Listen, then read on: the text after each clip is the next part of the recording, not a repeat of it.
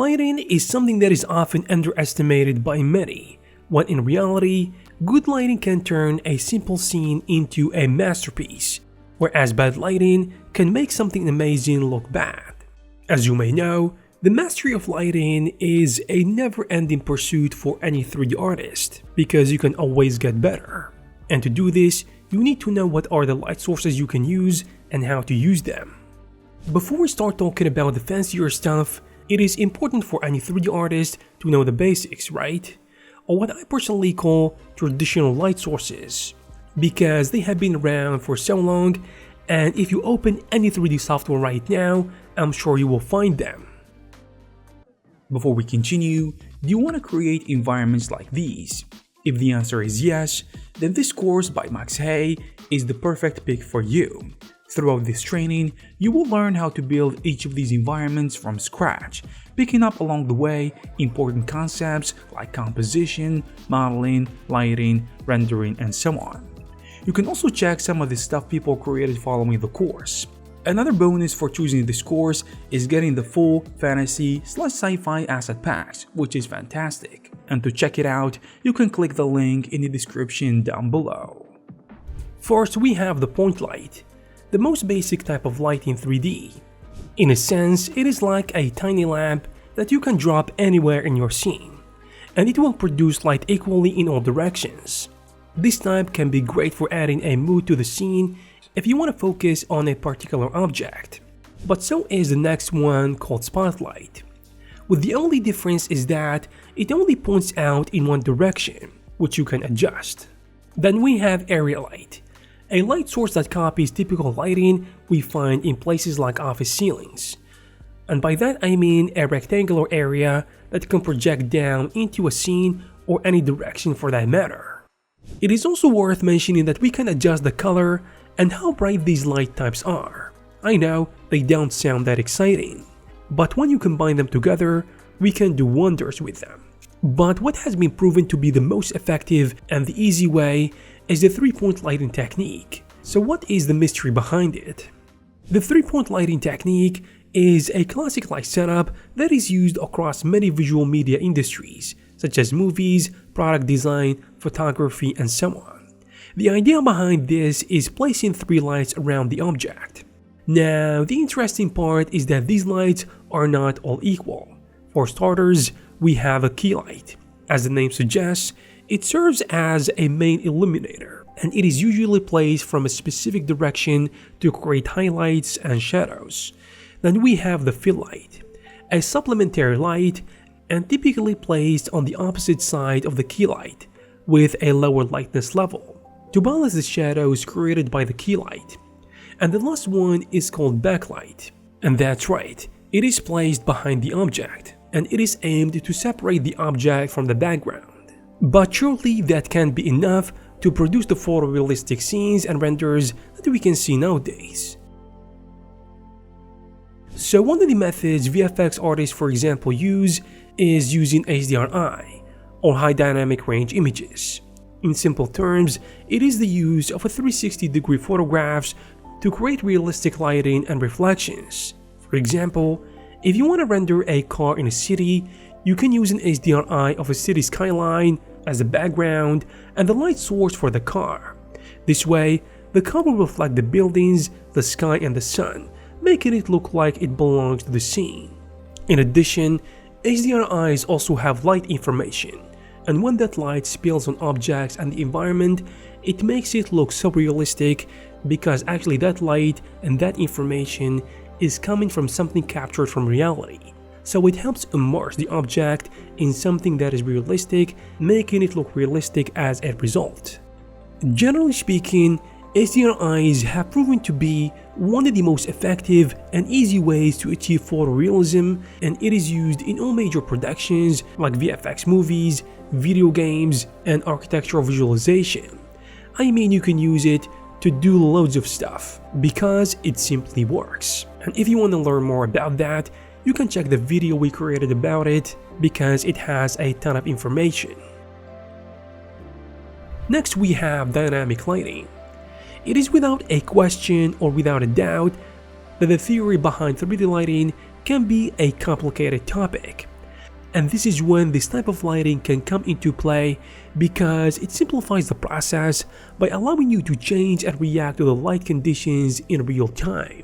In a nutshell, it is a system with a light source that moves around, typically a sun, with the ability to change the intensity and the color, as well as to create various weather effects such as clouds or even the day and night cycles that we can cycle through over time. We can usually find this type of light in game engines such as Unreal, but it is also available in software such as Blender, for example, through add-ons.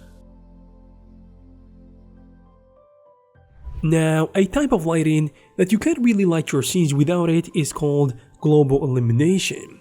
We always hear about this term, but have you ever wondered about what it really means? Well, it is a technique in computer graphics that is used to simulate how the light reflects and interacts with the different surfaces within a virtual environment.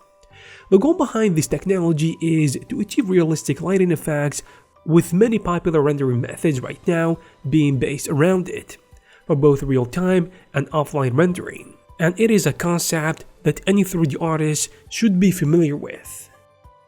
In a similar way, we have directional lighting, a type of light that simulates the effect of light coming from a specific direction. Now, I know what you're thinking. You're probably saying that we have already talked about this, but not necessarily. The difference with this one is that it emits lights from a specific direction, as if it were coming from an infinitely distant light source, and it is commonly used to simulate sunlight, while dynamic lighting is more seen in real-time render engines for things like video games. Directional lighting is a method that is usually linked to physical-based offline render engines, such as cycles, or in other words, having to wait for the rendering process to finish, and it is usually of a higher quality than the real-time one.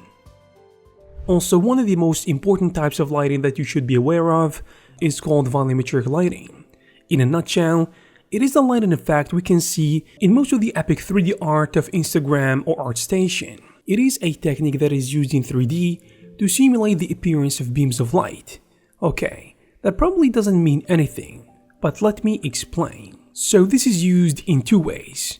First, to add a visible foggy or dusty beam of light shining across the environment, through a window opening or a tree, for example.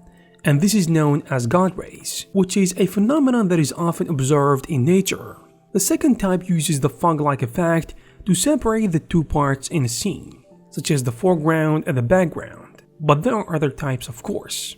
Generally speaking, it is a must-have type of lighting in the toolbox of any 3D artist, because it can be perfect to draw attention to a specific part of your scene, or to add more depth to a specific mood, and to enhance the visual impact of your work, which we can see a lot in big productions today.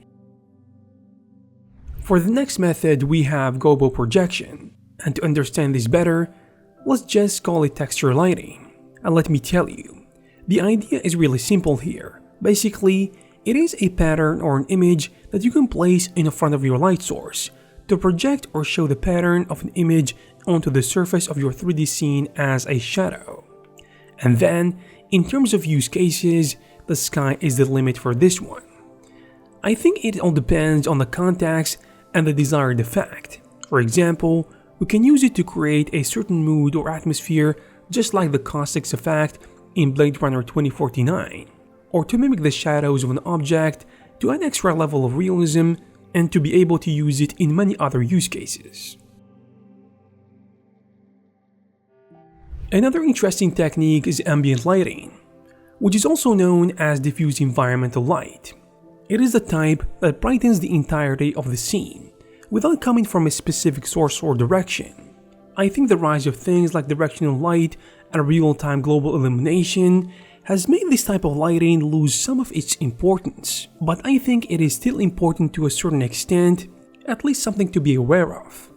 A good example where this could be great is in cartoon-style rendering, where the existence of any photorealistic light isn't desirable, or if the light was maybe hand-painted into textures. Another good example on how it could be useful is in the case of 3-point lighting setup, which could be then further improved for things like product rendering. Finally, we have, and for me personally, one of the most important lights and one of the most aesthetic is emissive lighting. The difference between this one and the rest is that the light is directly emitted from 3D models, rather than being reflected or scattered from other light sources. This type is usually associated with objects that generate their own light, such as computer screen or neon signs. But they could be also used similar to regular light sources if they are placed outside of the camera frame. The advantage that comes with this one is the artistic control that comes with it, because it gives us more control over the appearance of the emissive objects, and in some cases, the use of emissive materials can be more practical or even better. I mean better than adding additional light sources. But this actually depends on the software and the use case of the light. I hope you guys found this video useful and informative. If you did, please give it a thumbs up. You can also check some of our previous videos. Thank you guys very much for watching, and I will see you in the next one.